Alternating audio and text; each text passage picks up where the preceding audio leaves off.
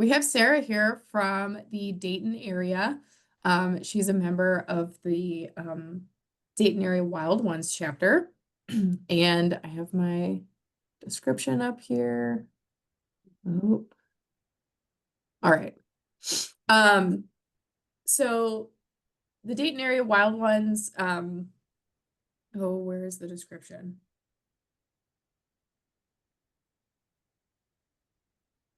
Did I do it twice? Sorry. I'm looking at I'm looking at your little bio that I wrote, and then okay, here we go. Sarah found out that an all-native yard of a friend of hers had been targeted by their city as a nuisance. The incident began a wave of concern among the native plant community that their own yards could be targeted by the vague city ordinance. So Dayton Area Wild Ones organized the concern into a citizens working group to try and influence the direction the landscaping ordinance rewrite would take. And guess who came out on top?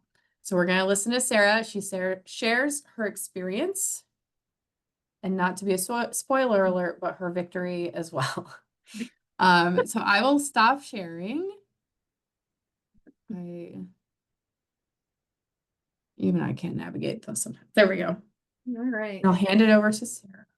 Yeah, so our friend Patricia, her and her husband, she and I are part of kind of like a kind of social justice group called Citizens for a Better Beavercreek, of which I'm an admin. I'm in leadership in that group. And so they just put out a post that said, "How's everyone doing today?" And she chimed in. It was like, "Not great. Like the city has targeted my yard." And I saw that. And immediately I started reaching out to, our friends Cheryl, who then reached out to Debbie Carr, who's on here, and our Dayton Wild Ones chapter, which Kari is our current president, and the past president, Karen Veve, was kind of transitioning over to Kari at that time. And so word got out, and we started calling, I go to all the city council meetings. So I started contacting my friends at the city. What can we do? They're threatening to, come and mow it all down. I've taken pictures. We've started calling newspapers. I just go to the city and I sit down with, the main city planner, and I said, okay, we just need to stop. We need to stop, and we need to have a discussion.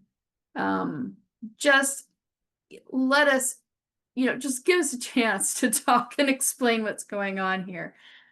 Because truly, they had sat down, they had read the ordinance before they pulled up all the grass in their yard and installed this native garden. And nothing in the ordinance said that you had to have a lawn. It said that you couldn't have bare ground. Well, none of their ground is bare. It's, completely covered with native plants. And absolutely stunningly gorgeous. And it had paths that you could walk through and places to sit, but someone had complained. And unfortunately, and I don't know how common this is across cities, but in our city, the system is complaint driven. So if you have a yard like that and nobody complains, nobody notices, good for you. But the moment somebody does, so it's not really a fair system, because basically you just have to have a cranky neighbor. The rules then don't apply to everyone. And of course, we all know that it's aesthetics, right? There are issues, of course, which we address with the city, which, we'll talk about further when it comes to right-of-way, utility access, stuff like that, that are obvious, and not, and you don't want things like poison ivy, like growing on the sidewalks where kids are going to get infected on the way to school, things like that. Common sense. But, largely it's aesthetics. Like I said, we were talking about the people kind of being brainwashed about, what is pretty, what is acceptable, what is lovely. And it's just not something that we believe that you can legislate. People need the freedom to be able to do on their property what they want to do, as long as it's within the bounds of safety. So we all came running to the rescue. We created the citizens working group. We all met in the basement of the fire station in a community room. and said, what are we going to do? We had people started looking at legal issues, because I don't know if you guys are aware, but some of us were aware of cases that have been happening all over the United States. Some of them fairly close to Ohio. In Illinois, for example, a family suit. It started down at the municipal level, and it rose so high up that they actually won their case, and it went all the way up to the state level. And so now in the state, no one can prevent anyone in the state of Illinois from planting native plants. And so they completely won. So we were aware of things like that had happened. And so we kind of divided up. We had some people looking at legal cases. Who was losing? Were cities losing? Were citizens winning? Or citizens losing? Like, we needed some information. We had two past mayors that attended our group and encouraged us, gave us some pointers of like how to maneuver in the system, who to talk to, who may be more amenable. I use some of my relationships as well with city council members, because I've been attending meetings over who I knew was going to be more on our side for this issue. And Debbie Carr, who's on, and Kari, I think, also were at some of these meetings, but particularly Debbie, because she lives in Beavercreek with me. But Kari as well, although she does not live in Beavercreek with us, but she is, of course, our Dayton Wild Ones president. Multiple meetings were set up with city people, kind of, what is it you need from us? Lots of communication. We tried to understand where they were coming from. They, and in fairness, I think they were pretty open to what we had to convey to them. They were not familiar with this movement at all. We have apparently no green thumbs our entire city council, not one avid gardener in the bunch. So we were starting from zero. We had a lot of education. So some of the things we decided to do, we held library programs. We had, local landscapers come in, and teach our citizen members how to create gardens that are all native plants that look orderly and organized and aesthetically pleasing to your neighbors. I would say everybody in this group, obviously, you can see a total chaos, meadow, whatever, native plants, you're going to adore it. But that's just not the case with your neighbors. You want the more traditional, well-kept landscape. And so we took it upon ourselves to take on that teaching aspect and kind of tell the city, we're going to take this on. We're going to help you. We are not going to just let people throw seed and everything goes nuts without bounds. We want to be of assistance. We're not just trying to make a problem for you. We also want to help you find a solution. At our first meeting, which of course, that was another part, getting people to show up to city council meetings. If I show up by myself, nobody believes that there are more people out there that are interested in this than me, right? They think it's just me, one lonely citizen who's showing up to make the city council's life more difficult, right? Just whining and moaning as— You're 100% right, Sarah. You got to have a tribe with you when you go. Yes. So we did. So we got people to come, and we got people to get up, because we needed to convince the city council that this movement was growing and was not going to go away. And it was something they needed to invest in. And we kind of were telling them stuff like, you have a choice, right? This movement's not going away. You can get on board, and we can hold up our city council as people who are forward thinking, as people who care about the environment. You can be our leaders. Like, you can be role models for other cities. We can be proud of you as our city council. I said, or the movement's still going to continue on, and you can be dragged kicking and screaming. I mean, that's kind of the choice here.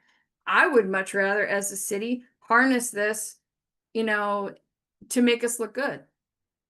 right? As opposed to being stubborn-headed and, it happening anyway. But we brought up a bunch of points. I'm trying to think. Debbie or Kari, do you guys want to chime in with anything? I'm trying to think. But we started back in August. I guess it's been about a year since we started this, because this happened when their garden was big and lush and everything was blooming and it was super tall and super bushy and super covered in blooms. So it was right about this time. So we kind of convened a meeting, and I would say we met just about monthly. And then my presentation that I did was in January. And so this, I mean, what? It's about 4 or 5 months that we were working on this, kind of prepping. We distributed copies of Nature's Best Hope to all the city council people to help get them excited or at least educated on the subject. Also, I think hoping to spread some goodwill, here's a present.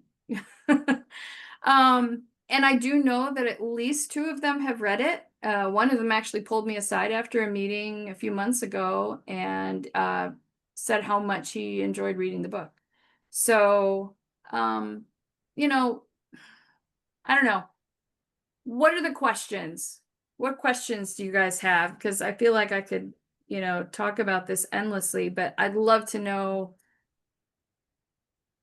Sarah, let me add something. Yes. You had told us that they put a pause on the citation for the couple that initiated this whole process 24 hours before they were going to go before the Board of Zoning Appeals. They had appealed this, and come to find out, they were the first people to appeal the validity of the citation, not the fine, the validity of the citation. And Yeah. they withdrew it to update the weed ordinance, the weeds and grass. It's a typical weeds and grass ordinance. So this family had made it clear that they were willing to go to court. They had hired an attorney. The city knew that they had hired an attorney. They were going to fight because they'd spent so much time and money, hiring landscapers, buying the plants, installing the plants. They were willing to go to court. Obviously, every city is hoping that the citizen's going to back down. And this family was not going to back down. And so, yeah, I think once they realized, and then I also think once their attorney started looking into it, it wasn't looking good. The city attorney knew it wasn't looking good, that the cases were not going in municipalities' favor. They were going in citizens trying to restore, the earth. It was going in their favor. And that was when they put a hold, and decided to rewrite the ordinance. And then you said that, I think it was in the October timeframe, that you told the group that, we had researched other ordinances, most of other cities that had created a separate section for managed natural landscapes. So we researched all of those and actually wrote an ordinance for the city based upon the city of Oberlin and Bowling Green and Oakwood. Oakwood. Yeah, I was going to say, yeah, I forgot to mention, we had a member in our group named Cheryl Vargas. She was supposed to be on tonight. I thought she was going to attend, but maybe she's busy. Oakwood is another suburb, kind of upper middle, upper class, a nice, more affluent suburb. And a bit more particular. Actually, it's funny because it's sort of like Cleveland Heights, in that it's a little bit older, it's kind of similar style houses, really kind of compact lots, but then also has these very sprawling estates occasionally. But she worked with their city and brought in kind of this managed natural landscape into her city. So she had hands-on experience, which she brought to our group, which was extremely helpful. She attended a lot of the city meetings. and guided a lot of our discussions and kind of helped us set goals based on her experience and her success. I think our city was a little bit more difficult than what she experienced in her own.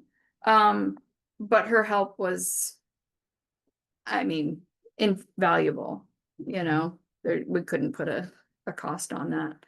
So, but yeah, so they ended up putting this hold, and we're gonna rewrite the ordinance. They had not personalized the ordinance to Beavercreek at all. They were using the generic kind of what Ohio Revised Code, you know, ORC. And so what we did, what Debbie did, specifically, she spent a lot of time doing this, was we tried to find cities that had the same vibe, you know, approximately the same size, just, you know, that were representative. We have a city near us called Yellow Springs. It's where Antioch College is, super liberal, little hippie, you know what I mean? That's not our city. They have an amazing ordinance, super detailed, really long. They have whole lists of native plants that they recommend to their residents. I mean, it's a dream ordinance. But their city is not our city. And if we brought Yellow Springs ordinance to our city and said, hey, be like Yellow Springs, Beavercreek would laugh us out of the building and say, we don't want to be Yellow Springs, you know? But Oakwood was comparable. Oberlin was comparable. You know, there were other cities that we could go and say, look, all these other cities throughout Ohio are already moving in this direction. Like, how about, you know, if they're making it work, we can make it work. So one thing I did forget to say, so we showed up at the initial meeting where they were going to discuss this. It was a planning session. And so the code enforcement guy got up and he was going to discuss this. We did not get to say anything because this was a work session, not a city council meeting. And he gets up and proposes 25% of your front side and backyard could be landscaped. Everything else had to be grass. Well, needless to say, that sent like alarm bells off in all of our heads. That was absolutely not acceptable. Plus, they wanted permits and garden plans. Yeah, they wanted plans to be submitted before you did any work. I mean, it was awful. It was absolutely awful. And so that was kind of what, you know, spurred us on to then write our own ordinance and get on with education because they just had no idea at all what we were trying to accomplish in our yards. They thought that we'd all just decided that we didn't like mowing and these amazing flower gardens had just sprung up out of our laziness, kind of what your member was saying earlier. And we all know that's not how this works. You know, you don't just, I mean, you stop mowing and you end up with honeysuckle and garlic mustard, right? I mean, that's what happens. So we all know that it's not just laziness, that we all didn't just stop maintaining our yard. No, we spend a tremendous amount of time and money and effort out there. But they just don't know that. Sarah, can I interject? Please. Oh, can you hear me okay? Yep. So when we were at the Midwest Native Plant Conference, I can't remember who we were having a conversation with, but it seemed that the city of Beavercreek either got lucky or had some foresight because another city that a member was talking about had their city weed ordinance was 50% landscaped was allowed, but that was only for native gardens. And she said they were able to sue because it wasn't uniformly presented for, you know, non-native and native gardens. In the case of Beavercreek, they made it uniform across all kinds of gardens. And that way they avoided being sued. So I don't know if they had done some research on that. Had you heard about that before? No, I had not heard that. That's interesting. I mean, I know that they have not gone back and bothered either, because there was another family that was also involved, and I know they have not gone back and bothered either family. Like I was telling the group before, I don't know if you heard me, Kari, but Deb and I just spent Monday out on a business's property who have created a beautiful prairie. Oh, yeah, I've been in communication with them. Yeah. Yeah, and the businesses around it are complaining. It's a professional area and they're kind of just saying this doesn't look professional. Mhm. We have a meeting with them on Thursday, and our code enforcement guy, I don't know, I feel like it's this, I have a tiny bit of dominion over a thing, and they show up and then, try to bludgeon citizens about the head with their tiny little bit of authority. So we're gonna try to come up with a compromise. And now I don't know, I mean, you said we came out on top. I don't know that we came out on top. We made progress. It was a compromise, which means that no one's really very happy, right? We would like, of course, to see more, but we definitely made first steps. So we started, like I said, with the 25% side, front side, and backyards. That was where they wanted to start. And now we get 50% of our front yard, no restrictions on side and backyard at all. Also, no height restrictions. They do ask that we keep the right of way clear, which can be a substantial, chunk of the front of your yard, unfortunately, for some people. Some people it's more, some people it's less, just kind of depends where utilities are. But they have stated to us that should it go well, and should it not become a problem, they would be amenable in the future to expanding that to, like, 60, 75, which is hopeful. So, and I think through our work, I think we have managed to not blow up our relationship with the city. I feel like we're all still on friendly terms. It never became contentious. I think they appreciated the work we did. We worked really hard. As you'll see in the presentation, we are only allotted 9 minutes. We stayed within those 9 minutes. We respected the city council's rules. We fit what we needed to fit inside of that. So, I think that's was an important part of our work, is that we were not looking to come in and be enemies. We want the city to thrive too. We wanted them to look good. We just, wanted a little bit more leeway to do what we're doing. And they needed a lot of knowledge and still need a lot of knowledge. The code enforcement guys still don't know what they're doing. They don't really know anything about it. But we've also, like I said, Debbie and I were out there. We're willing to put in time. We're willing to go out and visit places. We're willing to, have the city contact us and allow us to help when they run into people like us, which is hopefully going to be more and more frequent, right? That's the goal.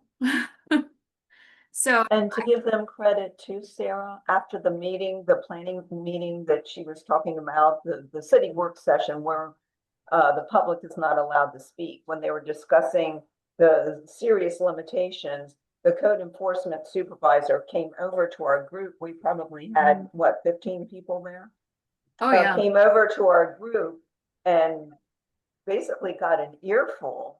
And he listened and he made some changes after that. They utilized a lot of what we wrote in the ordinance that we prepared, but they kind of cherry picked. They did not do a separate section for managed natural landscapes like most municipalities have done, because it's a different aesthetic. Yeah, they said they don't care the origin of the plant. And we tried to stress the same thing. It doesn't matter as long as it's managed, as long as it's taken care of. And they did listen. One thing I want to mention too, the publicity helped because that brought more people and more public comments. And another thing, in our discussions and our meetings with just the planning director and zoning code enforcement supervisor, some things that they dismissed outright that were mentioned in the citizens' comments at a city council meeting, council members picked up on, and the topics that were dismissed were then brought forward and added to the ordinance. Case in point, invasive species. They didn't say, oh, that's not necessary. Or, you know, the new 50% restriction on front yard landscaping.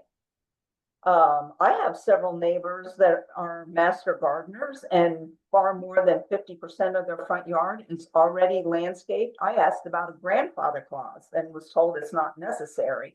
But one of the council members picked up on that and they put in a grandfather clause. So their citizen comments are really important and they do listen. Yeah, they do. And I cannot stress enough, get to know your city council people, be friends with them. They're people. I mean, they have things they care about.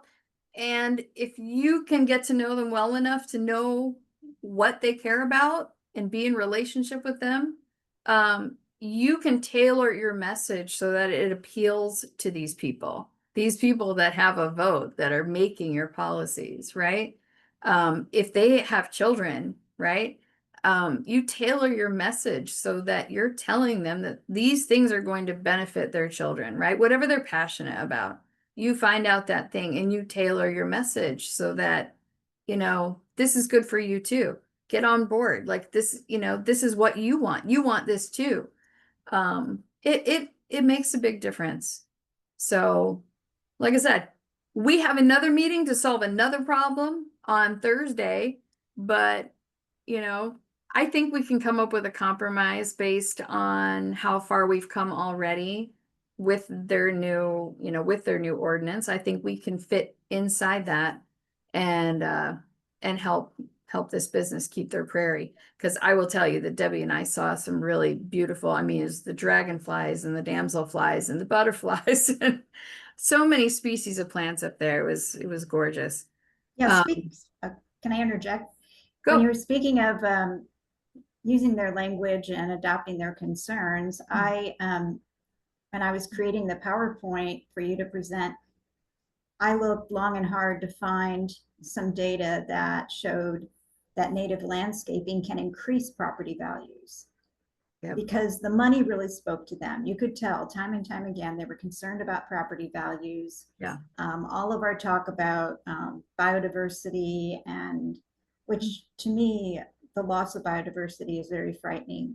But when it came down to it, it seemed like their city council members, they're caring about property values.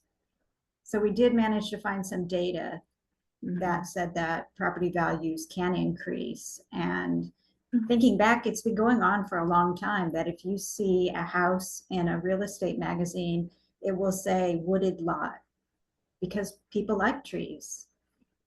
So it's just moving more in the direction too of recognizing that these plants that have weed in the name can sometimes be beautiful as well. Yeah.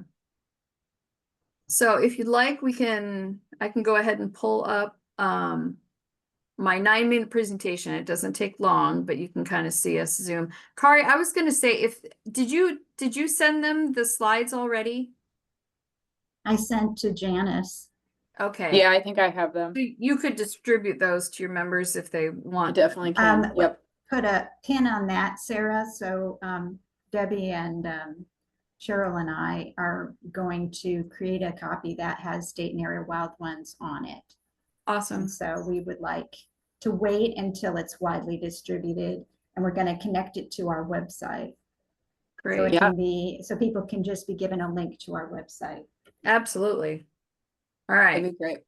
So let me go. Yeah, let's we'll watch the video and then we'll answer questions. Yeah, I was gonna say whatever questions people have. All right, let me see if I can do this quickly. I have faith in you. All right. Oh, let's see here.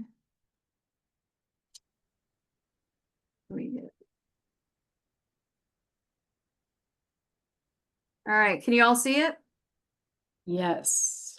Okay, I already have it queued up to where I'm at, like right when I'm about to start talking. So here we go. Is it weird to watch yourself? Yes, it is very weird.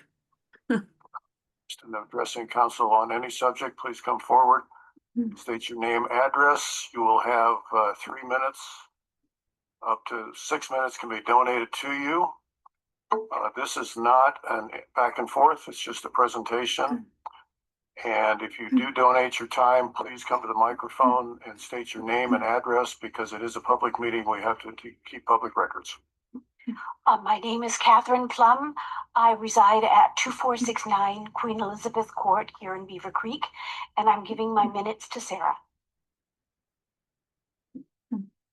If you think it might rain later, then all you need is this bearskin heavy storm rain jacket. That's because this is the only hiking grade packable rain jacket Apparently that's we have versatile ads. enough to cover and protect any regular outfit, but strong enough to handle a I'm Valerie Van Greatheisen, 1199 Edition Drive. I'm also an Ohio certified volunteer naturalist, and I'm giving my 3 minutes to Sarah. Sarah Bills, 2948 Terra Trail. And do you have my, oh, perfect. All right. I'm here tonight because we learned that the city was getting ready to create a new landscape ordinance. And so some concerned citizens got together in order to convey some information to you guys that's important to us and hopefully be of assistance. We're hoping to be helpful here. All right. So, manage natural landscapes. What are native plants? Plants that have occurred naturally for thousands of years in a region, ecosystem or habitat without human introduction. Native plants have evolved over time to adapt to the local climate, soil, and other native plants and animals. What is a managed natural landscape? It's a planned, intentional, and maintained planting of predominantly native plant species. It can include sedges, grasses, wildflowers, ferns, shrubs, trees, vines, and different types of gardens, rain gardens, pollinator gardens, woodland gardens, and ornamental plantings as well. Why create natural landscapes? There's been a drastic decline of birds, butterflies, bees, and other species. We've lost 3 billion birds in North America since the 1970s, including 30% of our songbirds. Monarch butterfly numbers have dropped as much as 90% in the east and over 99% in the west. 33,000 species of native plants and animals in the US are imperiled or functionally extinct, meaning that they're not contributing the way they ought to in the local ecosystem. The UN says we'll lose 1 million species in the next 20 years. Insect populations are in especially serious decline. Populations dwindled 78% from 1973 to 2013 and continue to fall. We need insects to pollinate 90% of our plant species. Birds need insects and insects need native plants. 96% of terrestrial bird species in the US must feed their young insects. Those bird feeders that everybody loves so much do not feed the babies. Carolina chickadees need as many as 9,000 caterpillars to raise just one brood. Many caterpillars can eat only one or a few native plant species. As you can see here, the bottom two pictures, the monarch and its accompanying caterpillar, only eat milkweed. And there are multiple species of milkweed, but they do need milkweed. And some butterflies some butterflies are generalists, but many of them need 1, 2, or maybe 3 specific plants to eat, or they cannot survive. There is almost no intact habitat left in the Midwest. This map I'm showing shows intact habitat cores, which are minimally disturbed natural areas, at least 100 acres in size and greater than 200 meters wide. The dark green areas indicate intact habitat and high biodiversity. Much of the Midwest has almost no remaining intact habitat. You can see right where Ohio is, and it's pretty darn white up there. Conventional landscaping is costly and damaging to the environment. Intensive use of fossil fuels, chemical fertilizers, pesticides, water, and labor. Turfgrass does not support habitat. 50 to 70% of invasive species and 82% of invasive woody plants were introduced through horticultural trade. Non-native invasive species threaten crops and native species.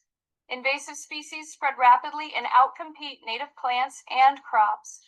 42% of threatened or endangered native species are at risk because of native plants, or because of invasive species.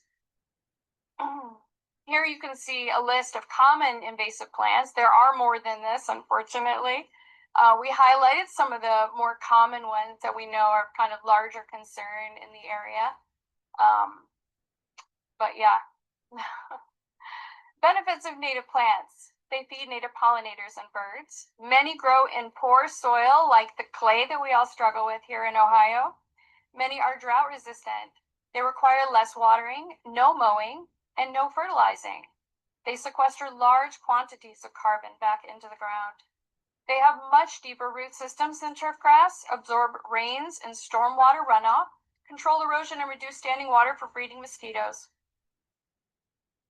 In this chart, you can see where that little red circle is. That is the root system of turfgrass, which is very, very minimal compared to the robust and absorbent root systems of native plants.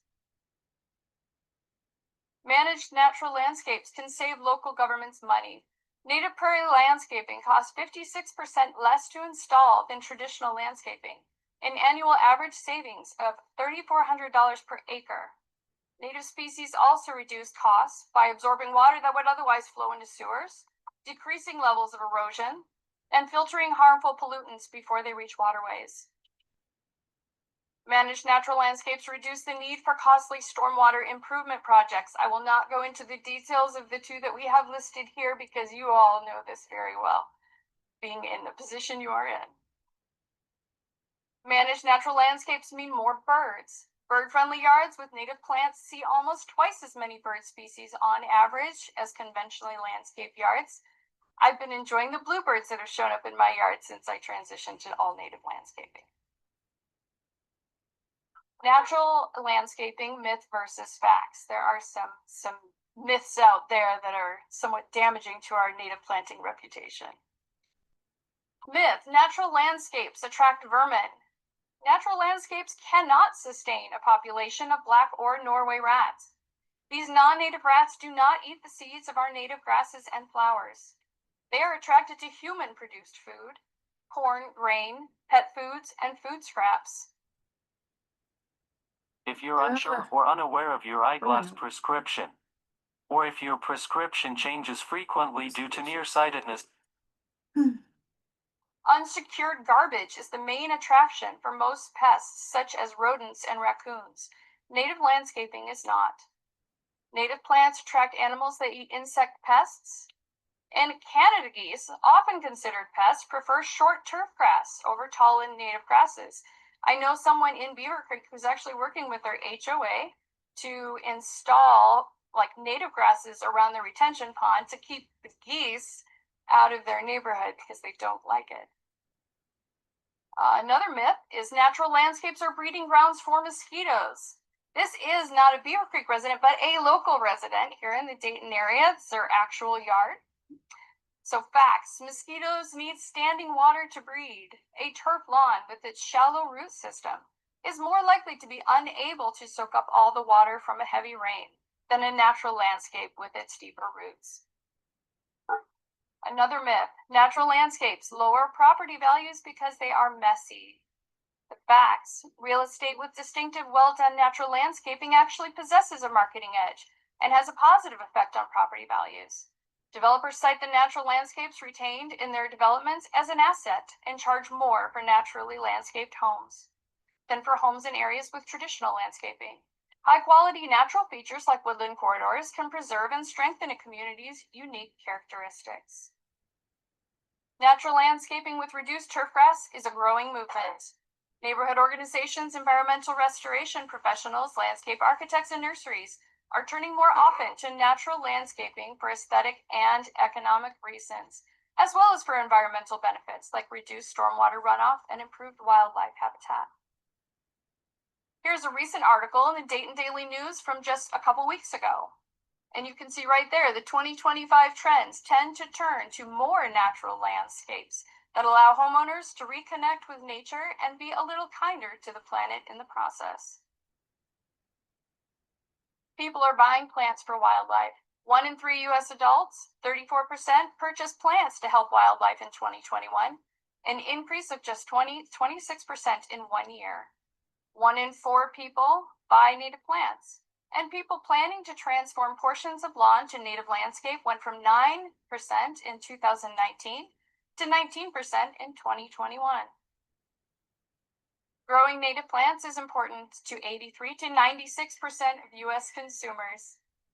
And I am wrapping up right here. Homegrown National Park is a national movement to restore biodiversity. It's conceived by entomologist Doug Talmy, who will be in town 3 times this coming year, and we hope you all will be willing to go and hear what he has to say and to learn from his wisdom. This is our ordinance. I'm not going to go through it, but it's been provided to you. It was based on City of Oakwood and other local ordinances that are very similar. And with that, Native Guard inspirations to enjoy. All right. Thank you so much. Thank you, Sarah. I'm impressed. You got through all of that in 9 minutes. When I read that at home, I said, there's no way in the world she'll do that. All right. So there you go. That was Right. fantastic. I love it. I love it, love it.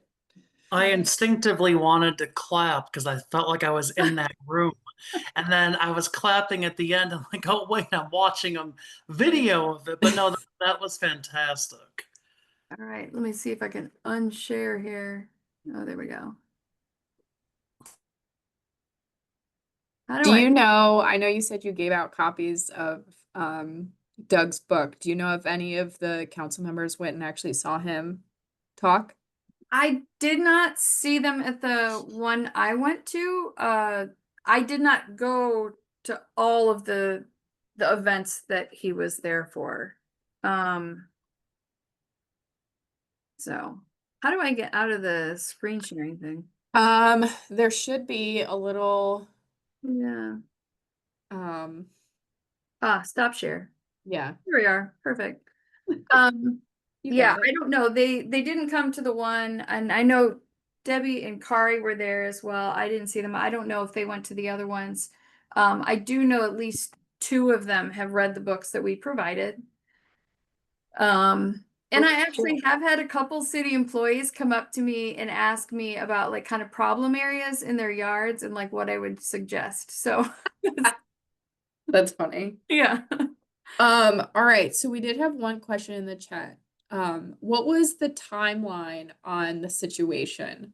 So I'm assuming that's like, hey, when did you hear that so and so got a violation to like when you did that presentation? I think probably July was when Patricia first I first saw her post, and then I ran to her house and started making phone calls. I would say we had our first meeting within a month.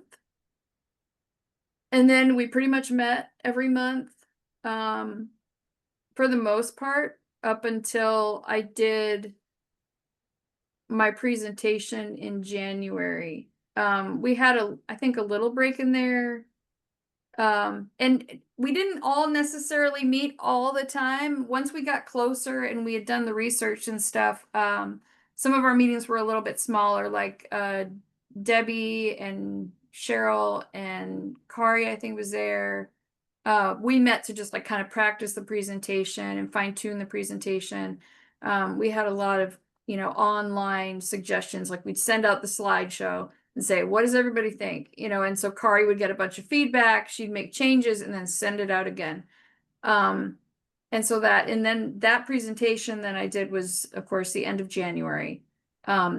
And part of the reason we did it then was because we were told, I talked to the city guy, to Randy, and I said, when do we need to have this done by so that like we do our presentation before you make your decision? And that was the day that we were told to do it on. So yeah, early on, it was creating our own suggested version of a managed natural landscape ordinance to present to them, to give them something to work with. And we were really hoping they would adopt that like the city of Oakwood did. So we did have to work in some smaller groups to create that managed natural landscape ordinance. And then we get together as the larger group once a month, and people made suggestions, and we go back to the drawing board.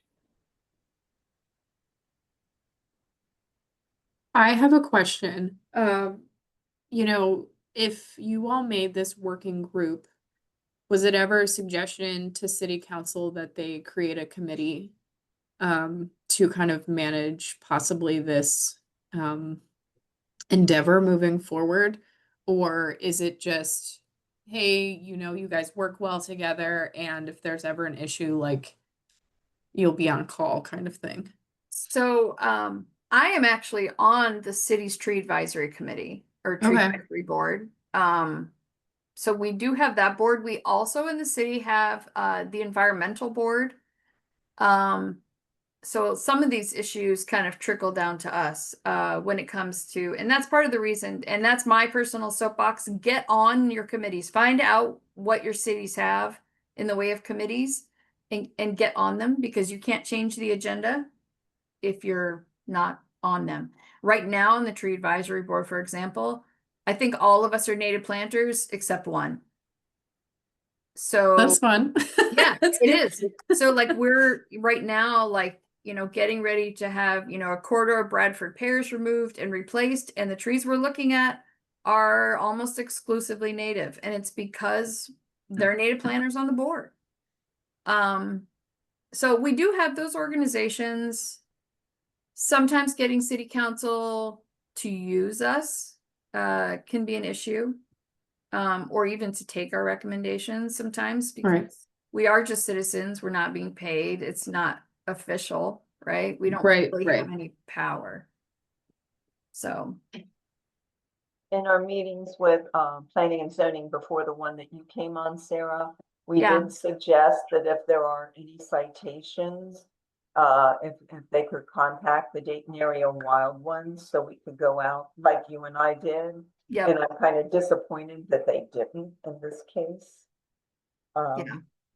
So we also have another organization in town, a wetlands organization, which is not part of the government, but people do reach out to them as well. So sometimes stuff gets flung over. They all know us because a lot of us volunteer with them or are friends with them, and so they will shoot things our way as well. And that's how this particular instance came to the Wild Ones, by way of the Beavercreek Wetlands Association. Yeah, the Okay. business, the one that we went out and Yeah, saw, the business. that came through the wetlands. Yeah, they gave him my contact information, and so that's where it all started for that. But the city was, Debbie is saying the city was supposed to notify us. Yes. That's Or why I I'm guess wondering it's not a if- citation yet. It's not at the citation process, right? No, it's not. That's why I'm wondering if, a formal committee is presented, or I think recommended would be the proper term, to city council to approve. I was just serving on a committee myself in my jurisdiction, and we had made from what we were doing, we had made recommendation that the city council create and approve 2 additional committees, so that way, they could keep on these 2 topics moving forward. So that's why I'm wondering, if it's, obviously it's still going to be volunteer, but if it's approved by them, and therefore they almost have that, like, they have to inform you in that case, of, instead of just a citizens working group, it's like, oh, this is our committee that was voted on by us. We have to, we have to tell them about things, but just an idea. Yeah, it's Does anybody definitely else? something to consider. Yeah. Mhm. Does anybody else have any questions for Sarah or Kari or Debbie? It is raining here now, by the way. Yay. Oh, a thunderstorm started up here. Nice. So I was happy about that. I was gonna actually say I plan on, because I'm up here in Cleveland, so we're having a huge political year. So all the seats are up for re-election, mayor's up for re-election. My friend's actually running for councilwoman from my ward, which I'm happy about, Nikki Hudson. I planned on, nothing came from that letter in May when I said that bully sent me a letter. I had my councilman out here, which I agree with your statement. Make friends with your council people and your just anyone in that sphere, because it impacts you so much more sometimes than the federal ones. Like, don't just vote at the presidential ones, do your local elections too. That's just as important. But after that side note, I even had him come out and his assistant, even my councilman said, what you're doing is great. He loved my intentional signage. I have like the Wild Ones official prairie corridor sign for our region. I have other native sign. I'm showing people I'm doing it with intent. So he loved it. So I feel good knowing that I have city council on my side. That's And great. so I wanted to say that I agree. Feeling like they're on your side definitely makes you feel like you have something in your back pocket when your neighbors try to intimidate you or threaten you. Because if you have the law on your side, you truly are unbothered by their complaints.